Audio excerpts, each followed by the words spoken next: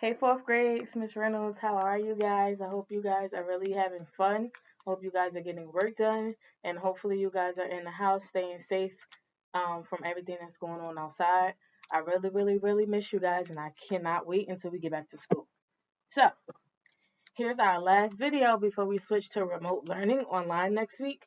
And I'm excited to finish this video with you guys and to start doing conference calls with you on Zoom and to start seeing your work that you do in Google Classroom and Zoom.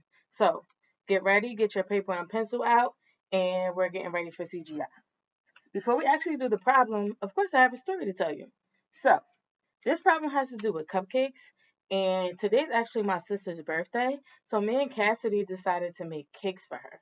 And she works in a school too. So we thought that if we were in school, she would be sharing with kids in her class. So think about if it was Miss Reynolds' birthday again and Cassidy or Miss Watson baked me cupcakes and I needed to share with kids in the class and there were 26 kids. Get ready.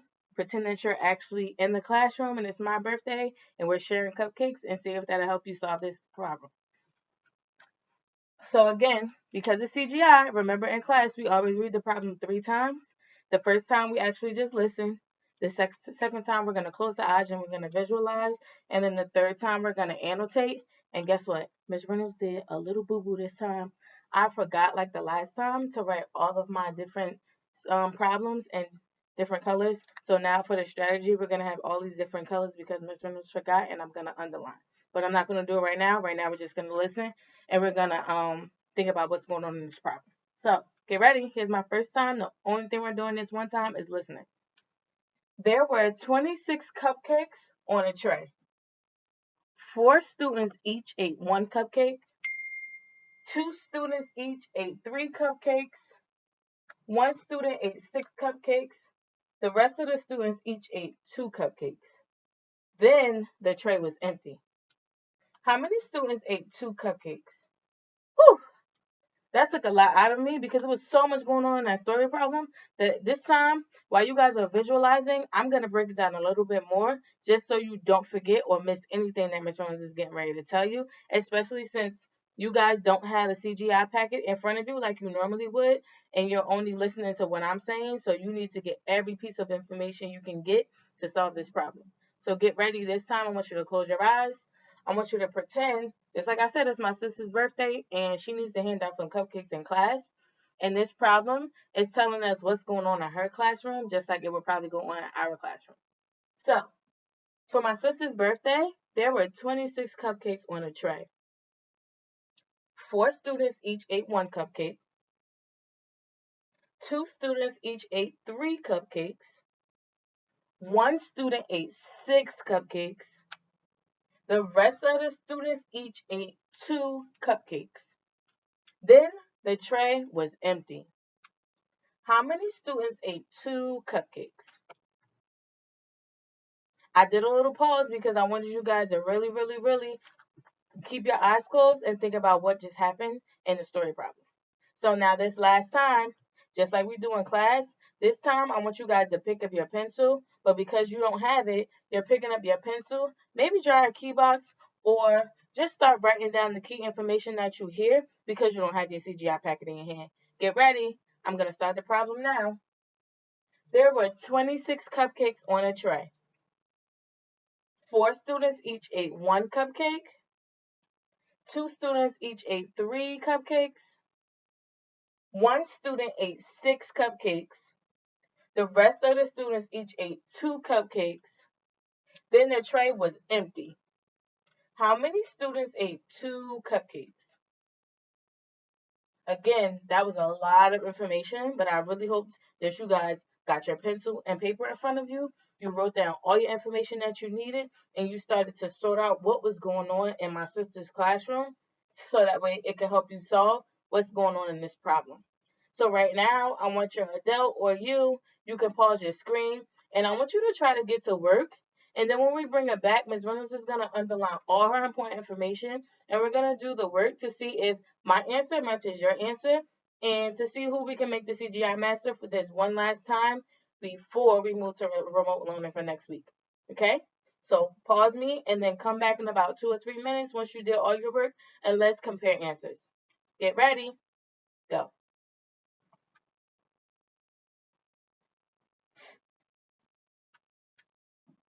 All right. I hope you guys were able to do what you were supposed to do with your pencil and paper, and you actually completed it by steps.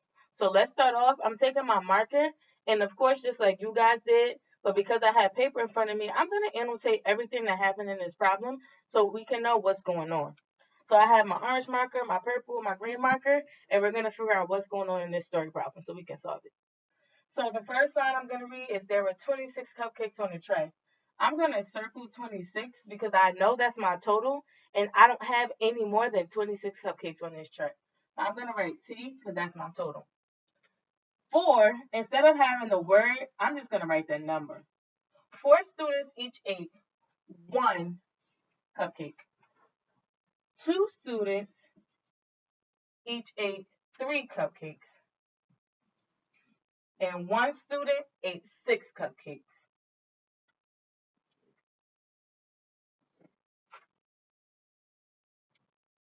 The rest of the students so the rest, each ate 2 cupcakes. Then the tray was empty. So the reason I underlined that important information is that means to me that when they said the rest, that meant they ate all 26 cupcakes. And now my sister has no more cupcakes left. So all the cupcakes that I actually brought to her classroom for her are gone. Okay? The question that they want us to answer is, how many students ate 2 cupcakes? Here's my question.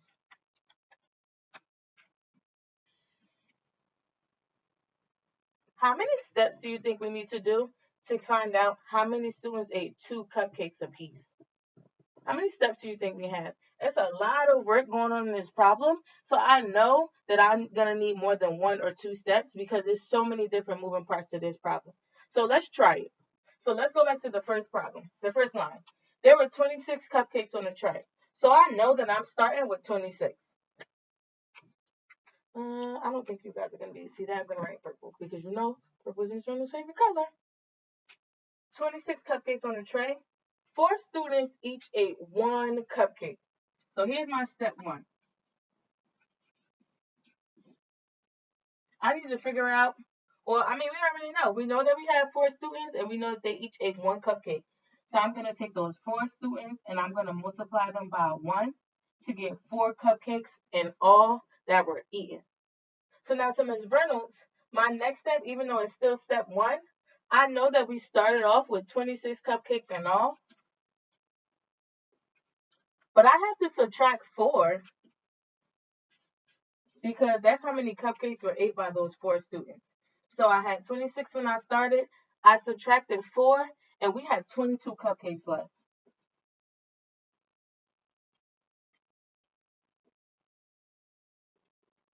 Right? Now, let's go to step 2. Right? Now, move to the next one. 2 students each ate 3 cupcakes. So my 2 students times 3 equals 6 cupcakes that they ate in total together, right? So now what I need to do with those 6, same thing we did with that 4.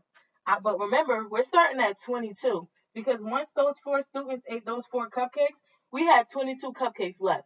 So now I'm going to take the 22, I'm going to subtract 6,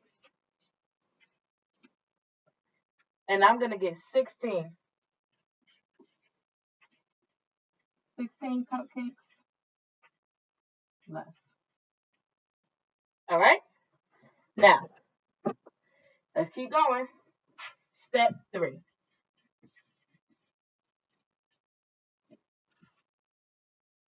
Let's go to our next line. So I'm going to check it off. We did this. We did this. Now, 1 student ate 6 cupcakes.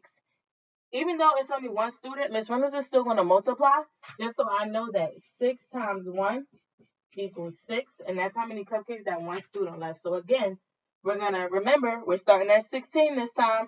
So we had 16 cupcakes left. That 1 student ate 6 cupcakes.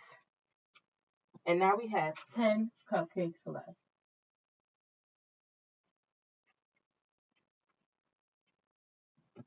So now we're finished with that. That's complete too. Now we're moving on. Sorry, you guys, I didn't realize you couldn't see me. Now we're moving on. The rest of the students each ate 2 cupcakes. How many cupcakes did we have left? We started at 26. 4 students ate 4 cupcakes, so we had 22.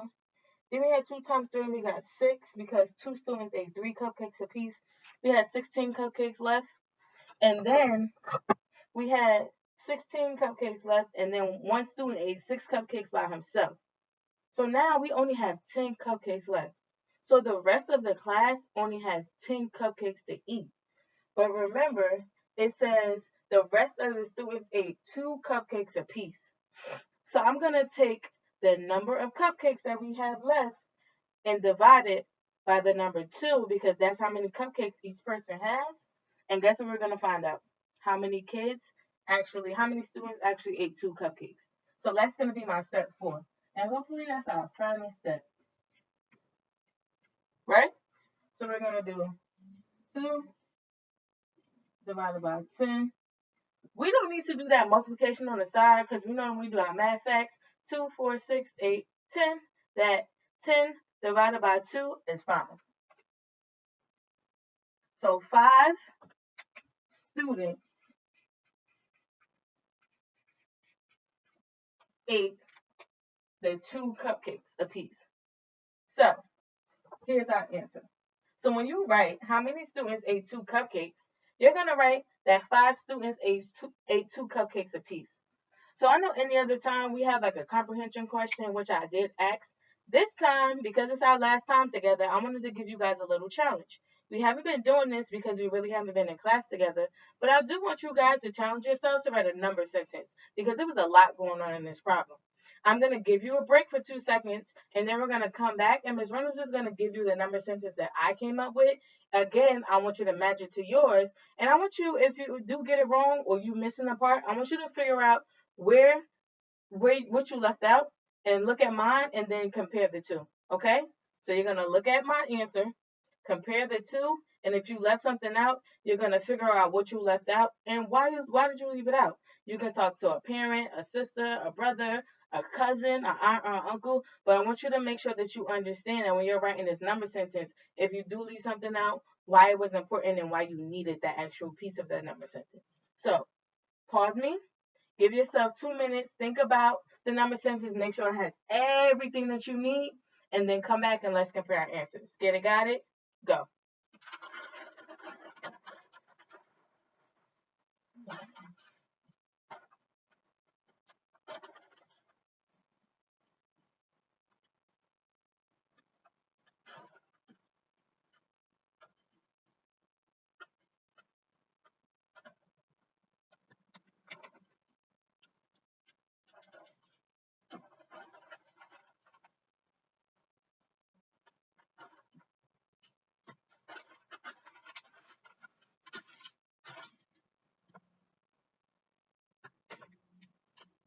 All right, guys. So since I'm all set up now, I'm going to write my number sentence. This is the number sentence that Ms. Reynolds came up with.